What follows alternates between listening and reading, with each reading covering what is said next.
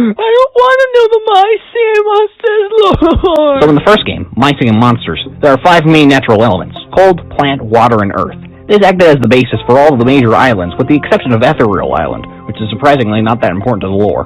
However, upon the release of Travel Island, it was hinted at that there was a long-lost fire element, because if you got your travel rank to a certain level, the amber on the island melts to free Ikaina, the single fire element monster. This is where we get to Dawn of Fire. Dawn of Fire is supposed to take place hundreds of years before the original game, back when the fire element was still perfectly thriving. It also reveals the continent, which is essentially the My Singing Monsters equivalent of Pangea. The continent has the clear beginnings of plant, cold, air, water, and earth island, but at this point they were all connected. The other islands in Dawn of Fire consisted of Clarity Island, Space Island, Cloud Island, and Cave Island, which you sent monsters to by leveling them up. Remember these islands, they'll be important later. For now, we take note of the fact that between Dawn of Fire and My Singing Monsters, something happens to drive the fire element to near extinction. We know that the continent at some point splits, and given how there is no actual fire-centric part of it, it can be assumed that without a natural island to call home, the fire element was unable to survive. Luckily, a small portion of the fire element monsters took refuge in a large volcano-like structure, which was hidden away from the monster world. It apparently was nearby Trial Island, though, as we see monsters dig a tunnel into the volcano in order to discover it, and it would explain kinda being locked in amber outside there.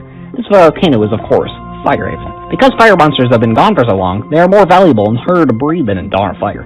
Clearly, even though they had miraculously survived for so many years, the fire element was unable, and is still unable, to thrive. So the monsters create fire oases in order to create another space for the fire monsters to thrive on. The rediscovery of fire monsters caused a ripple effect of monsters going on searches for more and more islands, knowing now that there was more out there. This is how the magical islands are found. The magic islands are heavily implied to be warped versions of the outer islands from Dawn of Fire. I told you to remember them.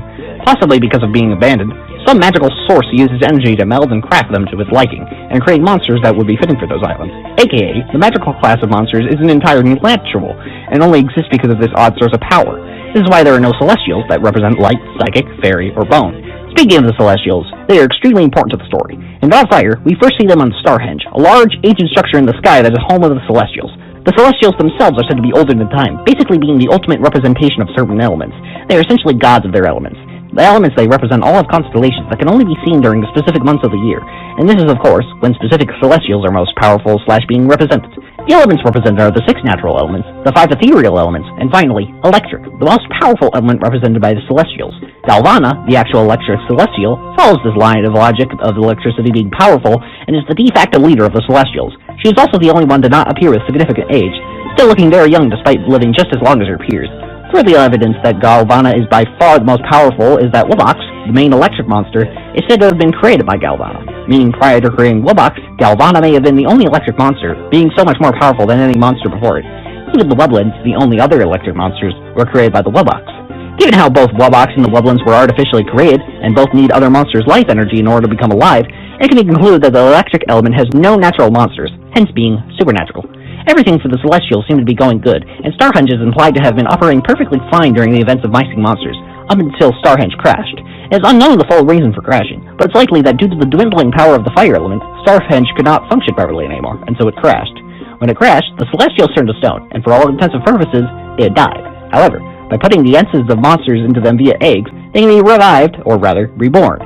When you free a Celestial in the game, it turns into a baby of itself, showing that instead of just going back to normal, the Celestials have been reincarnated into these new forms, and finally, after millions of years in their old forms, they are finally young again. It's worth noting that there's a difference between how Celestials are revived and how Wublins come to life.